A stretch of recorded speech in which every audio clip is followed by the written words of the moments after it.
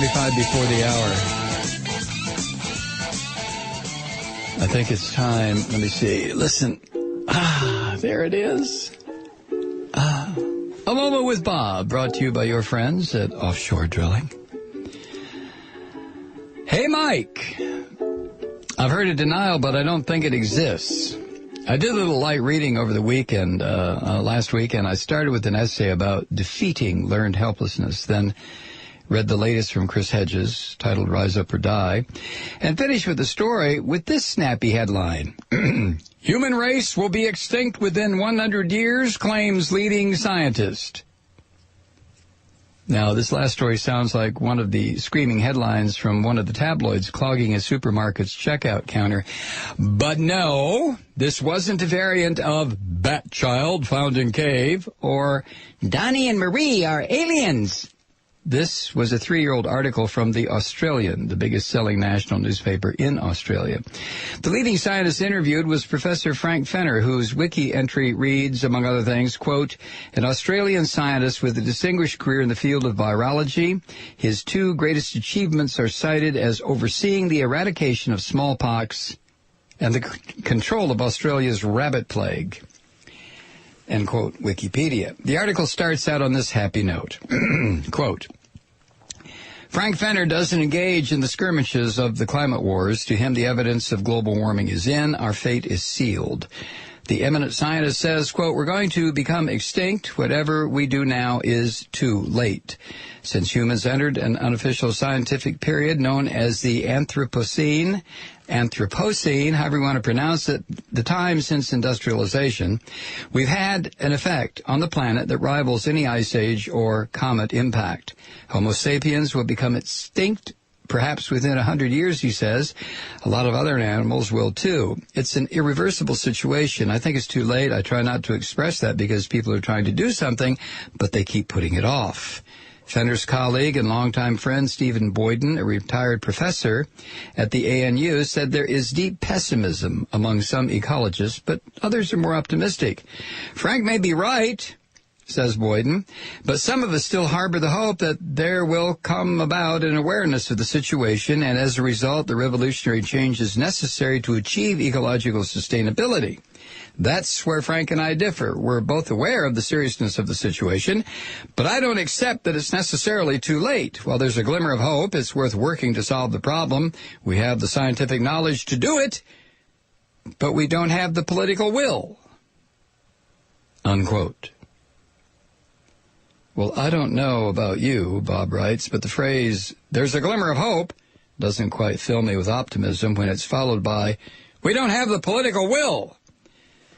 I went back and reread the Defeating Learned Helplessness article, decided it was poorly written satire, and turned the computer off. I went into the TV room and submerged myself in surround sound high-definition movies for the rest of the weekend. Our new 60-inch television is great, almost as good as heroin.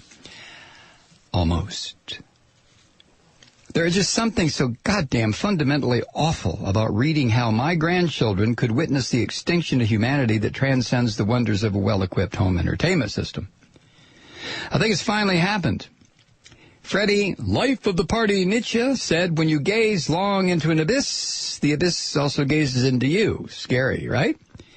But old Fred wasn't exactly crystal clear about what happens next. What are the real-world ramifications of abyss gazing as a full-time hobby? We all know what it's like when you get a song stuck in your head, but what do you do when that sneaky abyss sleeps an idea into your head? Well, what I do is slip on the computer and get on the Google to see what's going on. Within 14 short years, 1.8 billion people will be living with absolute water scarcity, and 2/3 of the world population could be subject to water stress when the demand for water exceeds the available supply. The carrying capacity of the Earth is speculative. There's going to be between 9 and 11 billion people on the planet by the year 2050. If Professor Fenner and other concerned scientists are correct, overpopulation and unbridled consumption fuels the global climate change that is doing us in.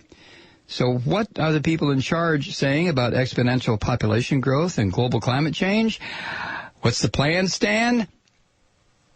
Well, there isn't one. Our Hope and Change guy and the rest of Congress are behaving like a bunch of spoiled aging children playing stupid one-upmanship gotcha games with each other instead of doing anything useful. We cruised past the carbon dioxide 400 parts per million threshold on May 13th. If we continue with business as usual, we will cross the 450 parts per million limit in a couple of decades. Our Hope and Change guy and the rest of Congress have only proposed more and more and more of more business as usual. Now, I'm just a guy in a room with a pretty good internet connection. I'm not an expert in anything. My academic record wasn't as good as George W. Bush's. But I think I've got a pretty good handle on cause and effect, and I am not aware of anything getting better by doubling down and making it worse. Forget all of humanity just for a second. Let's just talk about our kids. If some crazed murderer broke into our house, what lengths would we go to protect our children? I think it's hardwired into every parent to do whatever is necessary. Necessary being the euphemism for grabbing a baseball bat and beating the aforementioned crazed murderer into the afterlife. But now let's talk about our unborn grandchildren. My son is 13. Let's assume he starts a family when he's 30. If his children live to be 70, they'll have a front row seat for the extinction event. We can only imagine the nightmare world they will know.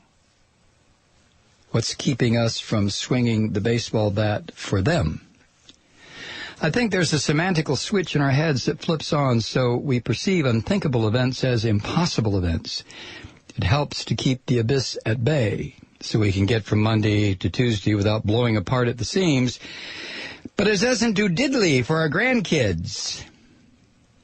No more giants waging war.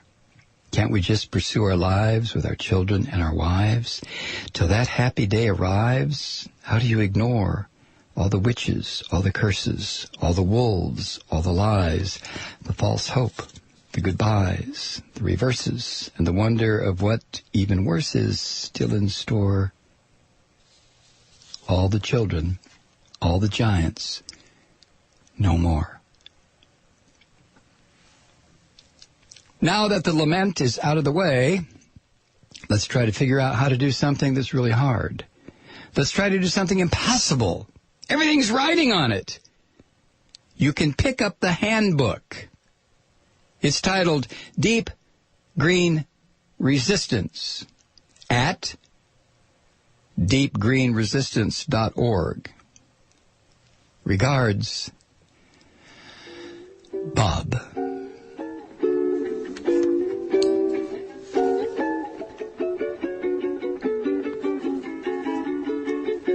Another Moment with Bob, brought to you by your friends at Offshore Drilling and the Keystone XL Pipeline.